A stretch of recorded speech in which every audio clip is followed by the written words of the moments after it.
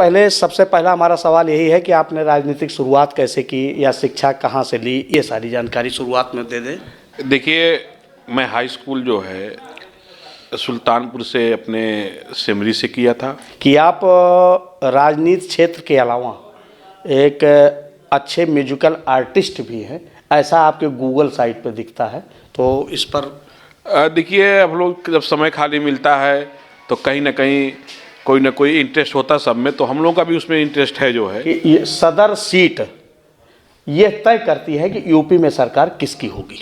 देखिए, शुरू से चला आ रहा है कि जो सदर सीट जीतता है जयसिंहपुर, जो पहले जयसिंहपुर के नाम से थी, अब वो सदर के नाम से हो गई। जो जीतता है उसकी सरकार बनती है। देखिए, ये चुनाव जात पात का नहीं होगा। इस बार आप देखिएगा कि इस विधानसभा में सारे जात धर्म टूट जाएंगे। हम ही ने कभी नाली और नापदान की राजनीति नहीं की। सपा सुप्रीमो ने तीसरी बार आप पर विश्वास जताया है। देखिए, पिछली बार जनता बहकावे में आ गई थी और इस बार जनता जो है यहाँ पे हमारा काम देख के, जब परीक्षा होती है पता चला पेपर दे रहा है, बीच में सूचना आती पेपर लीक हो गया। इनकी कोई भी ऐसी भर्ती हो जिसका पेपर ना लीक हो तो हमें बता दो आप। फिलहाल अभी ये कोरोना काल में सबसे ज़्यादा कार्य भाजपा ने ही किया है। सबको जो है कोई न कोई मतलब राहत सामग्री दे रही है, किसानों को लाभ दे रही है, राशन फ्री में दे रही है, फिर भी आप कह रहे हैं कोई काम नहीं कर रही। देखिए, ये जो इनका ये झूठा प्रचार है।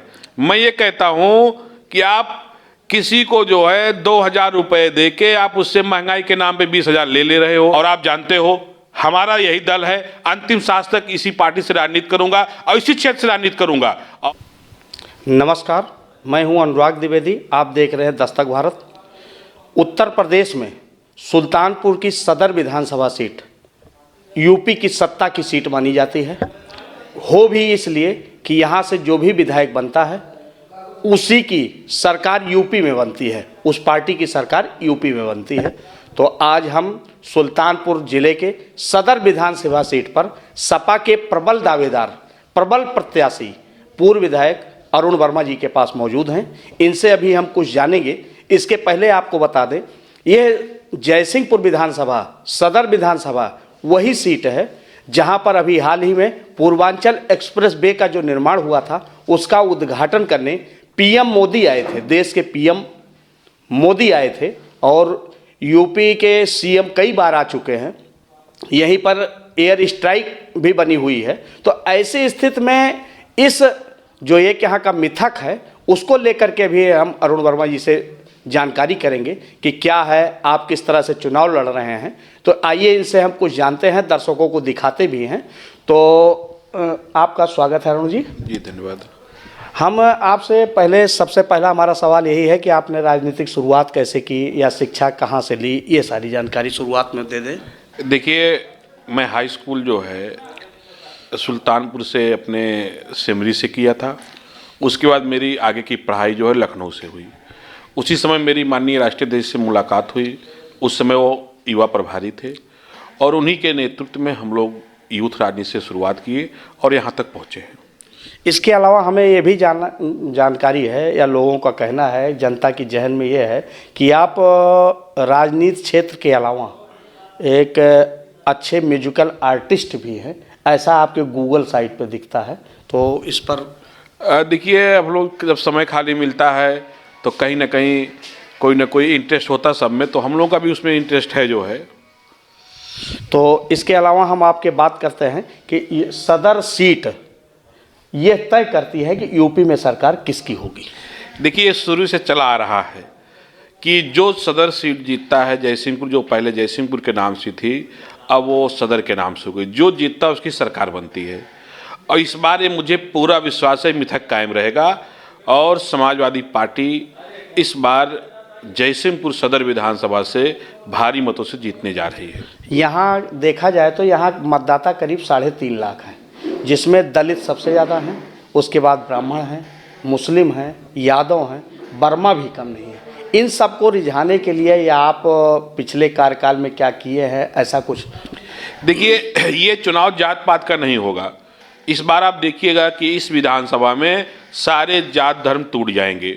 जब 10 मार्च को रिजल्ट आएगा तो अच्छे अच्छे राजनीतिक लोग जो जात पात की राजनीति करते हैं, जो धर्म की राजनीति करते हैं, जब 10 मार्च को रिजल्ट आएगा तो यहाँ का सारा जात धर्म टूट जाएगा और यहाँ की जनता, इस बार अरुण वर्मा नहीं, यहाँ की एक एक जनता चुनाव लड़ रही है।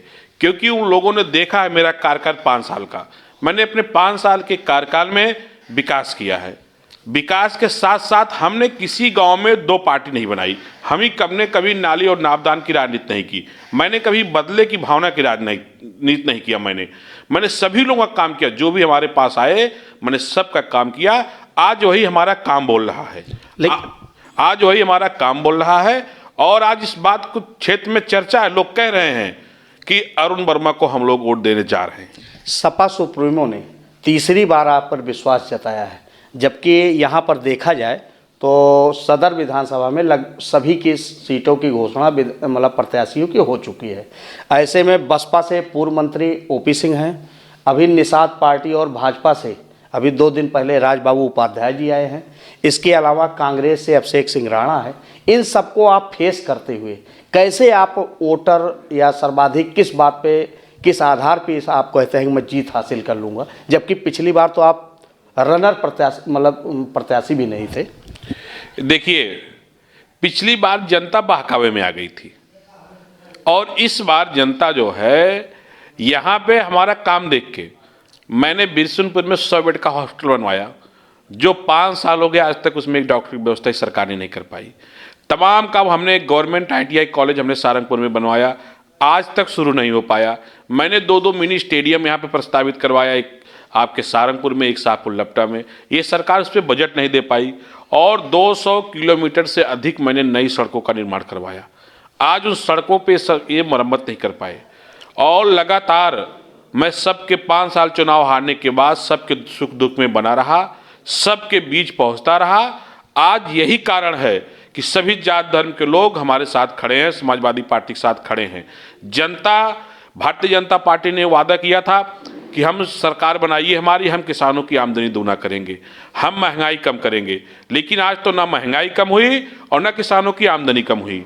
आज किसान परेशान है, क्योंकि किसान की कोई जात नहीं होती है, जो भी खेती करता हो किसान पर होता है।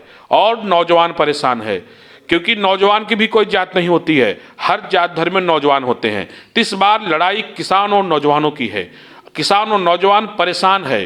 वो देख रहा है माननीय अखिलेश यादव जी की तरफ। आपने देखा होगा जब नौजवान नौकरी मांगता है, परीक्षा होती है, किसान कैसे अपने बच्चों को मेहनत करके इलाहाबाद या सुल्तानपुर उनको तैयारी करने के लिए कमरा किराया देता है, उनको खर्चा देता है। और जब परीक्षा होती है, पता चला पेपर दे रहा है, बीच में सूचना आती पेपर लीक हो गया। इनकी कोई भी ऐसी भर्ती हो जिसका पेपर ना लीक हो तो हमें बता दो आप। फिलहाल अभी ये कोरोना काल में सबसे ज़्यादा कार्य भाजपा ने ही किया है। सबको जो है कोई न कोई मतलब राहत सामग्री दे रही है, किसानों को लाभ दे रही है, राशन फ्री में दे रही है, फिर भी आप कह रहे हैं कोई काम नहीं कर रही। देखिए, ये जो इनका ये झूठा प्रचार है, मैं ये कहता हूं कि आप किसी को जो है 2000 रुपए दे के आप उससे महंगाई के नाम पे 20,000 ले रहे हो, तो ये कौन सी मदद हुई? आप फ्री में राशन कहाँ दे रहे हो? ये तो स्कीम पहले की थी। और मैं तो कहता हूं कि आपका फ्री का राशन जनता कह रही है, हम लोग गांव-गांव जा रहे हैं, लोगों से मिल रहे हैं, डोर टू डोर जनसंपर्क कर रहे हैं। गांव की जनता कह रही है इनका हमें फ्री का राशन और गेहूं और चावल नहीं चाहिए। हमारे जो खेत में क्या कहते हैं सांड बछुए घूम रहे हैं, खेत चल ले रहे हैं, उनकी आप व्यवस्था करा दो तो खुद ही किसान के खेत में 10 कुंटल से ज़्यादा पैदावार बढ़ जाएगी। अच्छा, इसके अलावा देखा जाए तो अभी बहुत से ऐसे मामले ये आए हैं कि पिछले अभी सरकार जब इंड होने लगी है तो यहाँ की जनता ये कहती है, दस्तक भारत ने एक सर्वे भी किया था, पार्टीवार सर्वे किया था, तो वहाँ ये बातें आई थी कि सपा पर लोग विश्वास कम जता रहे हैं, लेकिन भाजपा पार्टी पे तो जताते हैं, भले ही उस विधायक पर न जताते हों उनके। तो इस पर थोड़ा, आज अगर विश्वास कोई जता रहा लोगों को, जनता को, आम जनता को, आम मतदाता को अगर किसी विश्वास है समाजवादी पार्टी पर, माननीय अखिलेश यादव जी पे है, वो इसलिए है कि देश के प्रधानमंत्री जी ने कहा था 2014 में कि मेरी सरकार बना दो, मुझे 100 दिन दे दो, मैं महंगाई कम कर दूंगा। जब ये बात उन्होंने देश के प्रधानमंत्री जी ने कहा था तो डीजल उस समय 60 रुपए लीटर था, आज 65 रुपए, आज 100 रुपये लीटर हो गया है। जब ये बात प्रधानमंत्री जी ने कहा था तो उस समय रसोई गैस 400 में मिलती थी, आज क्या कहते हैं 1000 रुपया हो गया है। सीमेंट 200 रुपये में बोरी मिलती थी, आज 400 रुपये हो गई है। तो इन्होंने महंगाई कम करने की बात कही थी, महंगाई दूना कर दिया। इन्होंने कहा था कि भ्रष्टाचार कम करेंगे, आज तहसील थाने ब्लॉक चले जाइए, बिना पैसा दिए काम नहीं हो रहा। इन्होंने कहा था कानून व्यवस्था ठीक करेंगे, आज आप पेपर देखते होंगे आए दिन कहीं मुदगेरपुर में, कहीं जयसिंहपुर में, कहीं गोरसरी में, कहीं न कहीं ताला टूट रहा, दुकानें लूटी जा रही हैं, हत्याएं आए दिन हो रही है। आपने इसी विधानसभा में जानते होंगे उघड़पुर में दिन दहाड़े हत्या कर दी गई, एक सिपाही अपने खेत में जा रहा था उसकी हत्या कर दी गई, पांडे बाबा में एक फ्रेंचाइजी वाला उसको दिन दहाड़े गोली मार दी जा रही। तो जो इन्होंने कहा था उसका उल्टा किया। इन्होंने कहा था सबके खाते में 15-15 लाख रुपए आए, किसी खाते में नहीं गया। देश के प्रधानमंत्री जी ने कहा था सौगंध है मुझे इस मिट्टी के, मैं देश नहीं झुकने दूंगा और देश नहीं बिकने दूंगा। जहां इन्होंने लाल किले से कहा था उस लाल किले को भी इन्होंने 99 साल की डालमिया कंपनी को दे दिया।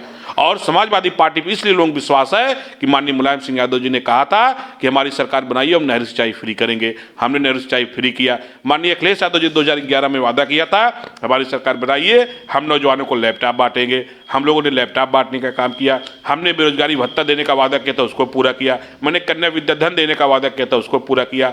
और मैंने गरीब किस तरह खुशहाल हो, किसान खुशहाल किस तरह हो। आज आप सोचो किसानों को खाद नहीं मिल रही, यूरिया खाद की समस्या है, किसान रो रहा है। और ये सरकार आप सोचो खाद की बोरी पहले 50 किलो आती थी एक बोरी, आज 45 किलो आ रही है। तो ये किसान की आमदनी कहाँ दूना कर रहे हैं। अच्छा, ये कहा जाता है, जनता भी कहती है कि यूपी में जब सपा सरकार रहती है तो गुंडई खूब होती है। देखिए ये तो कहने की बात है, आप उठा के देखो ना, जो सरकारी आंकड़ा है, जो है एनसीआरबी का आप आंकड़ा उठा के देखो, हत्या लूट बलात्कार महिलाओं के साथ सबसे ज्यादा किसकी सरकार में हुआ है।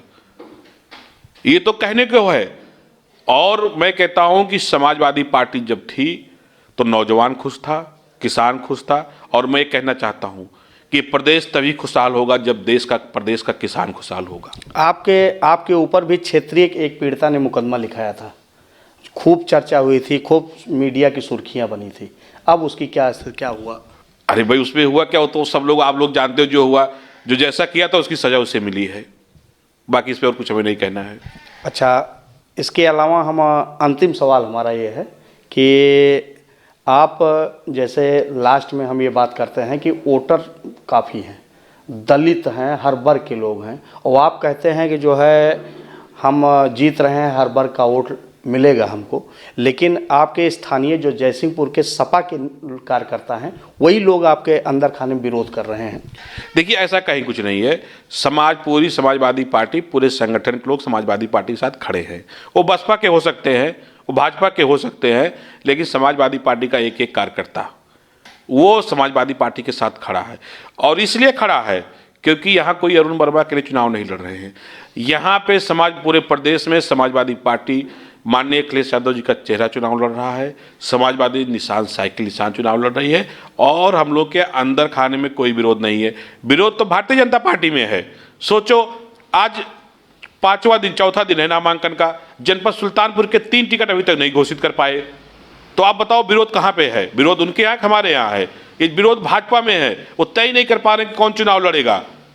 और चुनाव नहीं, उन्हें पता है। आप सोचो क्या चुनाव लड़ेंगे। अब तो आधा चुनाव हम लोगों ने खत्म कर दिया है, लगभग 250 मीटिंगें कर चुके हैं, गांव पहुंच चुके हैं। अब 20 दिन में भारतीय जनता पार्टी के नेता कहां जाएंगे बता दीजिए आप हमको। इनके अंदर खाने में इतना ज्यादा विरोध चल रहा है, ये तय नहीं कर पा रहे हैं कि हम लम्हुआ किसको लड़ाएं। अभी लम्हुआ टिकट नहीं घोषित हुआ, शहर टिकट नहीं घोषित हुआ, इसौली टिकट नहीं घोषित हुआ, और हमारे यहाँ जैसे कल टिकट घोषित हुआ है।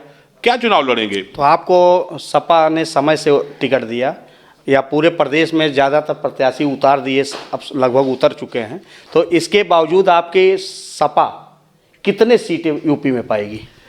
देखिए जब 10 मार्च को रिजल्ट आएगा तो बहुत अप्रत्याशित रिजल्ट होगा। जो हम लोग कह रहे हैं कि 351 प्लस रहेंगे, उससे भी ज़्यादा सीट हम लोग पा सकते हैं। और इसलिए मैं कह रहा हूं कि कोई मेरा पहला चुनाव नहीं है, ये मेरा तीसरा चुनाव है। मैंने 2012 का भी चुनाव देखा, लड़ा है, 2017 का भी चुनाव देखा है, और 2022 का भी चुनाव लड़ रहा हूं।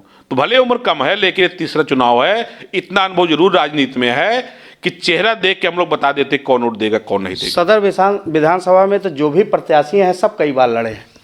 तो इसलिए तो मैं कह रहा हूं ना कि यहाँ की जनता तो बहुत अच्छा है कि जो है सब लड़े हैं। कोई 2 बार लड़ा है, लगभग सभी 2 बार लड़े हैं चुनाव। तो जनता तो ये सबके बारे में जानती है। इसलिए मैं कह रहा हूं कि अप्रत्याशित रिजल्ट इस विधानसभा का आएगा। यहां कोई ये नहीं कह सकता कि आप हमको बना दो, हम ये कर देंगे, हम बहुत अच्छे हैं, बहुत खराब हैं। यहाँ की कोई कहने की जरूरत नहीं है, यहाँ की जनता सब समझ रही है। और रही बात, इस बार यहाँ की जनता इस जयसिंहपुर के बेटे को बनाएगी। ये कोई जयसिंहपुर चरागाह नहीं है, कोई बाहर से आके चर के चला जाए।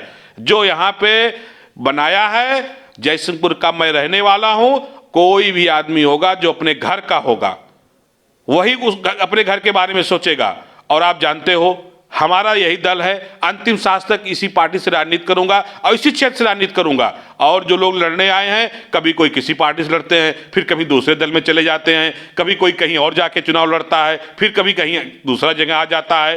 ये सब जब चुनाव आता है तो क्षेत्र में दिखाई देते हैं। और मैं लगातार चुनाव हारने के बाद अपने लोगों के सुख दुख में इसलिए बना रहता हूं कि मुझे इसी क्षेत्र से राजनीति करना है और इसी पार्टी से राजनीति करना है, इसलिए मैं कभी क्षेत्र नहीं छोड़ा। और जो लोग लड़ने आए हैं, ये लोग 2-4 महीने पहले पार्टी तय करते हैं जब चुनाव आता है कि हम किस दल में जाएंगे, किस पार्टी में जाएंगे, कौन क्षेत्र से चुनाव लड़ेंगे। तो यहाँ की जनता समझ चुकी है कि हमें किसे वोट देना है। और इस बार यहाँ की जनता अपने जयसिंहपुर के बेटे को, भाई को इतना बहुमत वोट देगी। जब चुनाव 10 मार्च को होगा, रिजल्ट आएगा, आप देखिएगा बहुत अप्रत्याशित रिजल्ट होगा, क्योंकि लोगों को विश्वास ही नहीं होगा। हम लोग गांव गांव जा रहे हैं, जिस तरह से सारे जात धर्म टूट जा रहे हैं इस बार इस विधानसभा में। आपने बेबाकी से सवालों के जवाब सुना अरुण वर्मा जी से। फिर अगले पड़ाव पे किसी से मिलते हैं, तब तक के लिए बने रहिए हमारे साथ। धन्यवाद।